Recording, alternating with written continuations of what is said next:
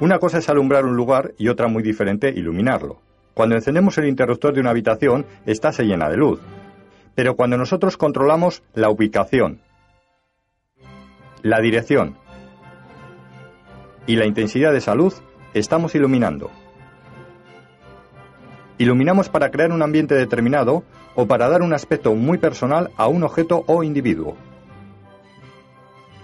Los profesionales en el estudio fotográfico no solo podemos llevar a cabo nuestra mayor pasión, fotografiar, sino que además lo hacemos manipulando la luz con entera libertad. Cuando salimos a fotografiar dependemos del día que haga y de la luz que tengamos. En un estudio no necesitamos estar pendientes de esto, porque la luz la colocamos nosotros a placer. Hay dos tipos de luces con las que podemos trabajar en un estudio: la luz continua y la luz de flash. La luz continua tiene la ventaja de ver al momento el efecto de la iluminación que estamos preparando. Sin embargo, al ser imprescindibles unidades potentes, estas originan mayor gasto económico y un calor que en sesiones largas resulta insoportable. El flash de estudio, por el contrario, no produce apenas gasto, ni mucho menos calor, pues es una luz que aparece y desaparece al instante. Además, suele incorporar también una pequeña bombilla de iluminación continua que nos ayudará a apreciar con más precisión nuestro trabajo. Hoy en día nadie utiliza otra cosa que no sea flash en un estudio fotográfico. Hacerse con un equipo de iluminación profesional resulta costosísimo para un aficionado. Sin embargo, hay equipos amateurs muy asequibles con resultados realmente sorprendentes en relación con lo que cuestan, que pueden venirnos muy bien para disfrutar de esta faceta de la fotografía. 3 unidades de este tipo, con sus complementos y un flashímetro para medir la luz, resulta bastante más económico que hacerse con un equipo de esquí, por poner un ejemplo. Los flashes de estudio, aunque sean de tipo medio, es decir, equipos compactos donde el generador y la antorcha es una única pieza, suelen ser unidades muy potentes y pesadas, por lo que se instalan en pies portátiles. Además, una vez medida la luz, al no estar situados junto a la cámara, nos permiten libertad de movimiento sin tener que estar continuamente regulando su destello. Como flashes que son, emiten una luz muy dura, por lo que siempre que los utilizamos hacemos que su destello inicial rebote o pase a través de pantallas difusoras, que lo suavizan y llegan de esta forma con una luz mucho más envolvente hacia la persona. Es lo que llamamos luces tamizadas.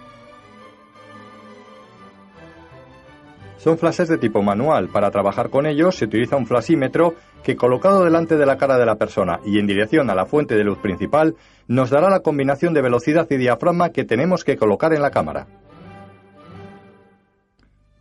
Podemos subir su potencia para trabajar con diafragmas más cerrados y pulsar el dispositivo de célula sincro que traen y hacer que se disparen varios simultáneamente, para así conseguir iluminaciones más elaboradas.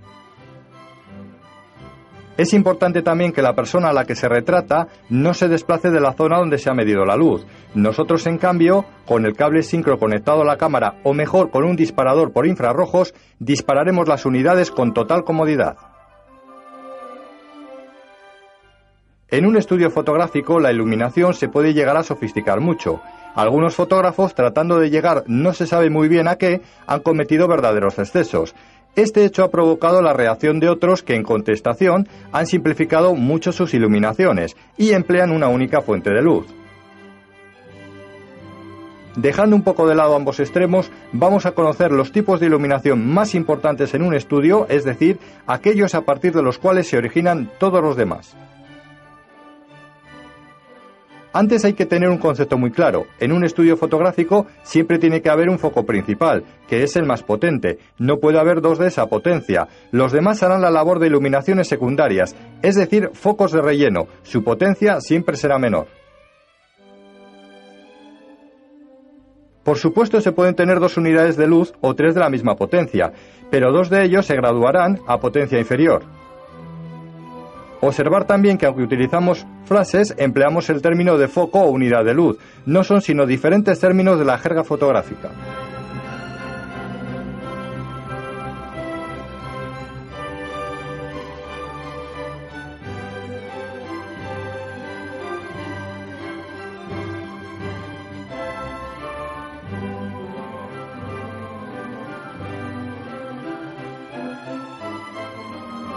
Se utiliza una única fuente de luz, el foco principal, que colocaremos a 0 grados con respecto al eje de la persona, un poco elevado por encima de sus ojos y haciendo un ligero picado. Es un tipo de iluminación muy efectiva, prácticamente nada queda sin iluminar, pero muy poco artística. Debido a la falta de sombras no da sensación de volumen, aplana el rostro. Es una iluminación demasiado directa, una iluminación que nosotros llamamos dura. Ayuda a disimular arrugas y pequeñas imperfecciones de la piel, por lo que en el retrato comercial se suele emplear con hombres y mujeres de mediana edad. Si la persona está muy pegada al fondo, es conveniente utilizar una unidad de relleno para eliminar las posibles sombras. Utilizamos uno o dos focos, el principal y otra unidad de relleno. Se coloca la unidad principal a 45 grados con respecto al eje de la persona, de nuevo en ligero picado y por encima de sus ojos. Este tipo de iluminación es mucho más artística y favorecedora. La iluminación lateral a 45 grados crea sombras al otro lado del rostro que le dan volumen, ya no aparece tan plano.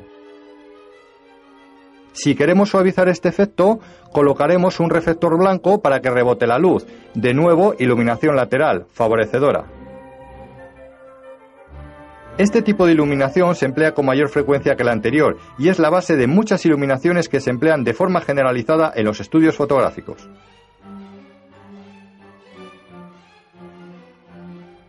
Para esta iluminación emplearemos un único foco, el principal.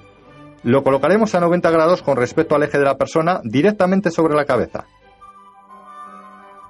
Esta iluminación es sin duda la más artística, creando un fuerte contraste entre la zona iluminada y la de sombras que confiere un interés muy especial a la persona. Si medimos la luz sobre la zona de luces, el contraste aumentará, y si lo hacemos sobre la de sombras, obtendremos un efecto muy diferente. Otra forma de aumentar el contraste es colocando una cartulina negra al otro lado de la zona iluminada. En cambio, si se desea suavizar, utilizaremos un reflector blanco como ya vimos. También, si se desea, se puede realzar el fondo colocando un foco de apoyo. Este tipo de iluminación, aunque no se emplea de forma generalizada, no debe faltar en ninguna sesión de retrato, pues confiere mucho carácter al rostro y el resultado suele ser impactante. Es preferible que el modelo no sonría y va bien para todo tipo de personas, exceptuando tal vez a los niños. Utilizaremos dos focos, el principal y otra unidad de relleno. Los colocaremos de la siguiente forma. La unidad principal a 135 grados con respecto al eje de la persona, por encima de su cabeza y en fuerte picado, para evitar rebotes de luz en nuestra cámara. Y la unidad de apoyo a 315 grados con respecto al eje de la persona para rellenar la cara, pues estamos hablando prácticamente de un contraluz. Este tipo de iluminación se emplea principalmente en personas de cabellos rubios o claros, para resaltarlos y darles más protagonismo en la imagen. En personas con bonitas melenas o cabellos muy cuidados, los resultados suelen ser espectaculares. En los pases de peluquería es un tipo de iluminación fundamental a la hora de retratar a las modelos, y una variante suya será también fundamental, como veremos más adelante, para cualquier sesión fotográfica de estudio que se precie.